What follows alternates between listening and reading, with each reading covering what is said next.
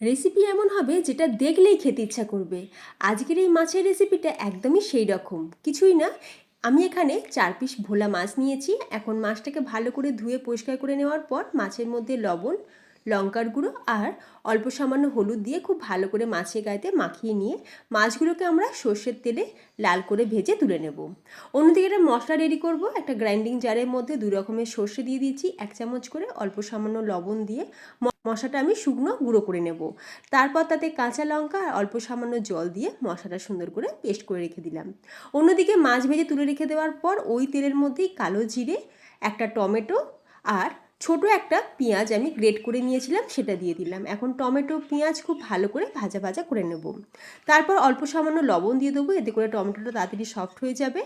তারপর কিছু মশলা দিয়ে দিচ্ছি, হলুদ গুঁড়ো, কাশ্মীরি লাল লঙ্কার গুঁড়ো আর অল্প সামান্য জিরের গুঁড়ো দিয়ে খুব ভালো করে যখন মশলাটা কষানো হয়ে যাবে দিয়ে দেবো সেই সর্ষের পেস্ট দিয়ে কিন্তু কষানোর দরকার নেই। অল্প সামান্য জল দিয়ে খুব ভালো করে একটু নাড়াচাড়া করে নেওয়ার পর আরও কিছুটা পরিমাণে জল দিয়ে এরপর যখন গ্রেভিটা ফুটতে শুরু করবে দিয়ে দেবো সর্ষের তেল, কুচনো ধনেপাতা আর দুটো চেরা কাঁচা লঙ্কা। তারপরে চাপা দিয়ে 2 মিনিট এইভাবেই রেখে দেবো।